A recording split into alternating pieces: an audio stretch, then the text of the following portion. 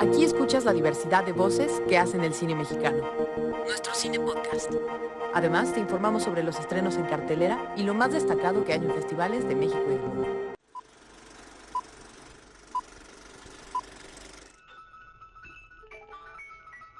Hola, bienvenidos al episodio de la semana de nuestro Cine Podcast. ¿Quién fue Arnoldo Kaiser? En San Luis Potosí se le recuerda por su imprenta de libros contables. Un hombre de ascendencia suiza, de buen humor, casado con Anita Schlittler y de familia numerosa. El cine hablado ha llegado. ¿Quién fue Arnoldo Kaiser? Fue un cineasta secreto que filmaba pequeños cortometrajes caseros junto con su esposa. Filmaban ficciones o reflejos de su vida cotidiana, la historia de una familia semejante a todas, con sus momentos solidarios y festivos, pero también con los agravios y las heridas que se simulan y evidencian en la aparente inocencia del celuloide. ¿Quién fue Arnoldo Kaiser?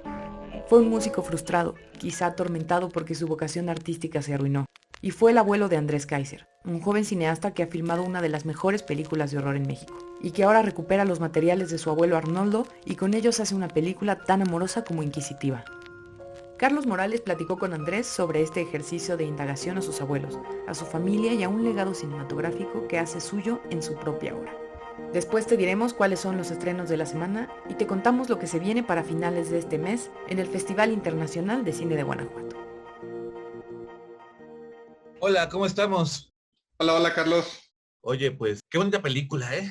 Me quedé con la idea de que cuando somos niños, que estamos en nuestra familia, que vivimos un poco entre arquetipos, ¿no? O sea, la mamá, el papá, el abuelo. Y que después, conforme vamos creciendo, es cuando ya vamos individualizando y cuando vamos descubriendo que el papá es fulano, la mamá perengana, ¿no? Y que son individuos que tienen una vida propia más allá de la relación del vínculo con nosotros. ¿En qué momento Arnoldo y Anita, además de ser tus abuelos, empiezan a ser estos individuos como con una vida propia independiente que te llama la atención y que dices, bueno, estos son material interesante pues para que se cuente algo?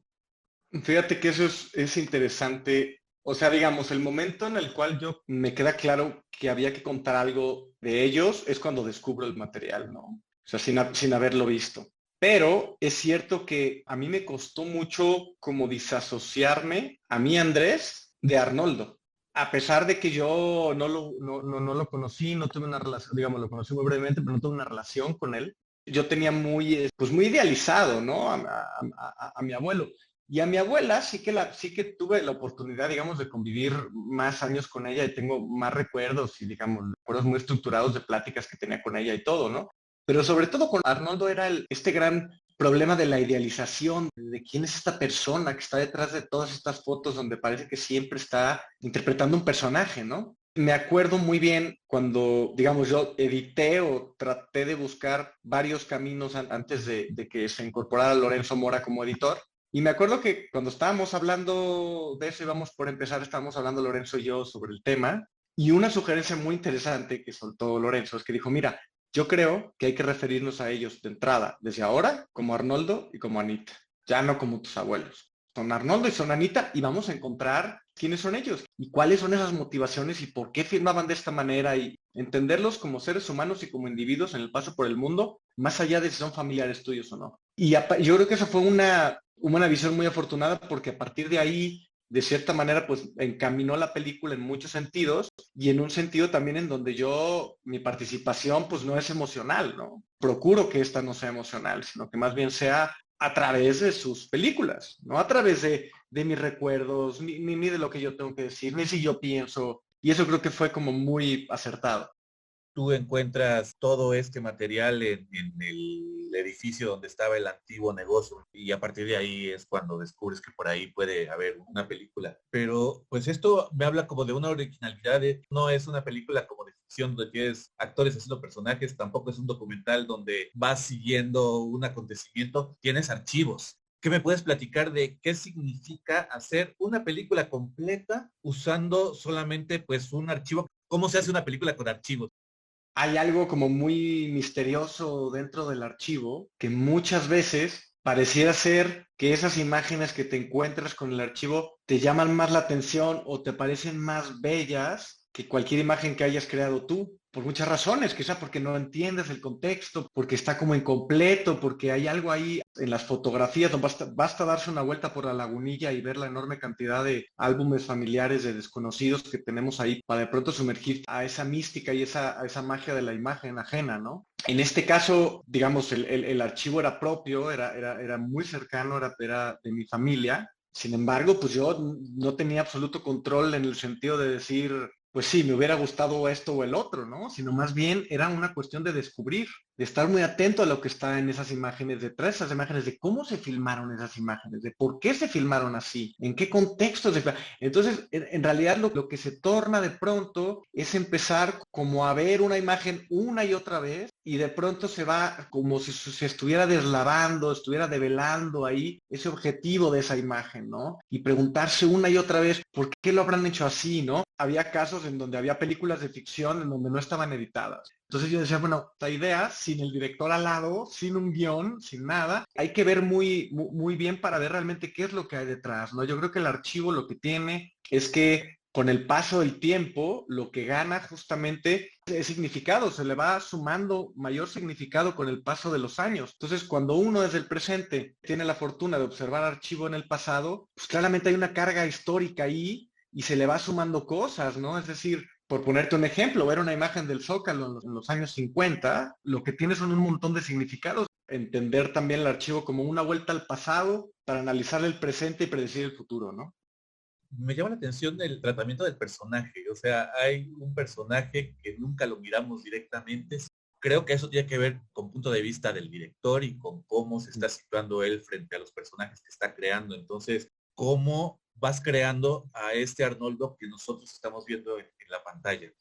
Yo me sorprendí mucho cuando estaba editando Teorema de la enorme similitud que tenía con Feral, ¿no? Y creo que eso tiene que ver muchas veces como con que uno no es muy consciente de lo que hace cuando lo está haciendo. Y quizás hasta años después, cuando lo hablas o con un amigo, o con tu analista o con quien sea, dices, ah, no, te cae el 20 de las cosas. Estoy convencido de que yo escribí Feral y yo transformé Feral en una película de archivo porque yo tenía un metraje encontrado ahí al lado, tenía una caja llena de metraje encontrado. Y de un metraje encontrado muy difícil que yo no le podía armar, era un rompecabezas realmente complicado, quizá le faltaban muchísimas piezas, quizá eran varios rompecabezas, varias cajas mezcladas, no entendía bien, pero sí me sentía frustrado de que no podía craquear ese código. Y entonces yo creo que por eso escribí una película en la que sí podía yo craquear el código. Y escribí una película de metraje encontrado en donde yo inventaba las escenas, en donde yo pues podía explicarme y dejar los misterios que a mí se me antojaran en Feral. Cuando yo escribía Feral, yo decía, esta escena no sirve, la corto, la transformo y la vuelvo a escribir.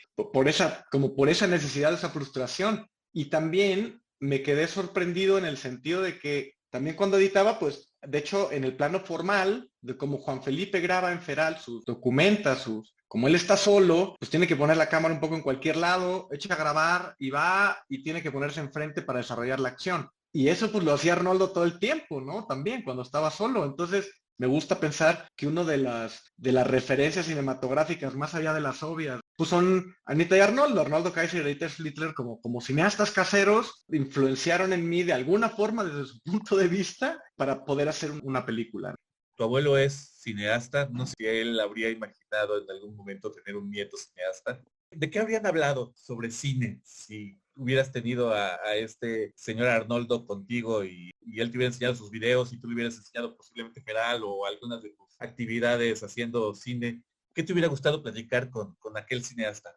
Yo creo que hubiéramos tenido conversaciones muy divertidas y muy largas, fíjate. Pues me hubiera encantado, quería preguntarle, bueno, ¿para qué?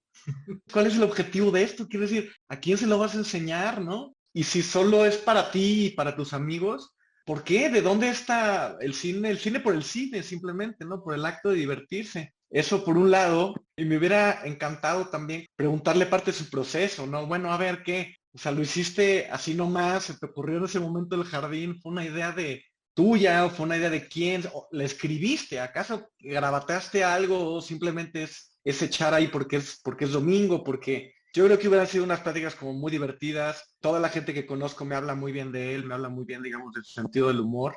Y a mí me hubiera, pues, fascinado, ¿no? Establecer un diálogo así, como no se puede, pues quizá por eso está la peli, ¿no? Ese es el único diálogo que puede ser, aunque sea solamente de mí para él y ya no de vuelta, ¿no? Quizá él se refleja a través de su archivo y es lo que yo trato como de decir, ¿no? Lo que él puede decir a través de lo que filmó. No tengo más, solo agradecer por la plática y agradecerte por la película. Muchas gracias, Carlos. Buen día, buena tarde y Que tengas nos vemos pronto. buen día. No te pierdas Teorema del Tiempo. Búscala en tu sala de cine más cercana. Nuestro cine en cartelera. Esta semana tenemos otros 4 estrenos nacionales en salas. Una es Yurei, Fantasmas, de la directora Sumie García, que cuenta la historia oculta de los japoneses mexicanos. Cuando todo lo que queda de la historia son recuerdos, ¿cómo se curan las heridas invisibles? Yurei transita diferentes zonas de México hacia una exploración de la memoria. Se estrena este 12 de julio. También está Cuatro Lunas, película que fue estrenada en 2014 y que ahora se reestrena este 12 de julio en la Cineteca Nacional de las Artes. Cuatro Lunas recorrió diversos festivales alrededor del mundo y cuenta 4 historias ensambladas por el director mexicano Sergio Tovar que exploran el amor y la aceptación de uno mismo. Otra película es Correr para Vivir, dirigida por Gerardo Dorantes, que cuenta la historia de 2 hermanos tarahumaras en eterna competencia y con un talento singular para correr, pero que ven sus caminos distanciados. Homero, el hermano menor, busca convertirse en el corredor más grande de todos los tiempos, mientras que su hermano Capó cae en las redes de la delincuencia organizada en búsqueda de un mejor futuro. Se estrenó este mes de abril, pero tendrá una segunda corrida a partir de este 12 de julio en la Cineteca Nacional de las Artes. Y finalmente, Hasta Encontrarnos. Este documental hace un recorrido geográfico por diversas regiones del país, mostrando historias reales sobre la desaparición forzada y la tortura en México. Realizados por cineastas emergentes, originarios o residentes de 6 estados seleccionados estratégicamente: Ciudad de México, Coahuila, Jalisco, Puebla, Sonora y Veracruz. La serie forma parte de una campaña de impacto que, por medio de una gira de exhibición, exhorta a las autoridades a adoptar medidas. Se estrena este 13 de julio y puedes buscarla en salas o verla en docs-enlinea.com. Además, te recordamos los estrenos de la semana pasada. Aún puedes buscar Ciuta Travesías de Carolina Gerlow, Comalá de Gian Cassini, Sansón y yo de Rodrigo Reyes y Mr. London Night de Rafael Rangel. Entra en cine.gov.mx y conoce más sobre estas películas.